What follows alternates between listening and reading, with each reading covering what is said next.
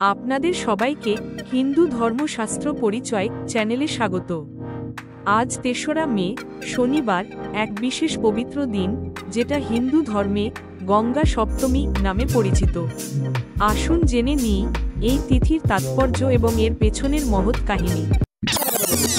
হিন্দু পুরাণ অনুসারে আজকের এই গঙ্গা সপ্তমী তিথিতেই দেবী গঙ্গার আবির্ভাব ঘটে মর্তে।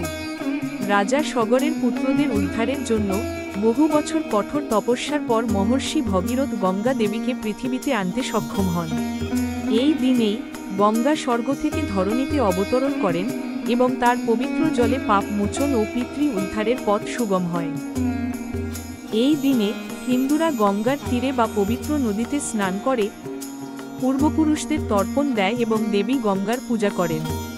বিশ্বাস করা হয় আজকের দিনে একবার গঙ্গা স্নান করলে সমস্ত পাপ মোচন হয় এবং আত্মিক মুক্তি লাভ হয়। গঙ্গা শুধু একটি নদী নন, তিনি জীবনের ধারক, মোক্ষের পথপ্রদর্শক। তার পবিত্র জলে আছে অসীম শক্তি, যা শারীরিক ও আত্মিক শুদ্ধি এনে দেয়। তাই আসুন এই গঙ্গা সপ্তমীতে আমরা সবাই গঙ্গা মাতাকে প্রণাম করি, তার কৃপা ও আশীর্বাদ প্রার্থনা করি যেন আমাদের জীবনে শান্তি, পবিত্রতা এবং প্রজ্ঞার আলো জ্বলে ওঠে।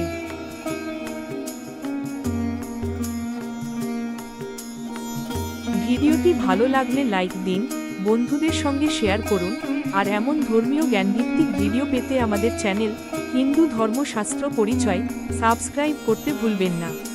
পরবর্তী ভিডিওতে আবার দেখা হবে। ততক্ষণ পর্যন্ত গঙ্গা মায়ের আশীর্বাদে আপনাদের দিন হোক শুভ ও মঙ্গলময়।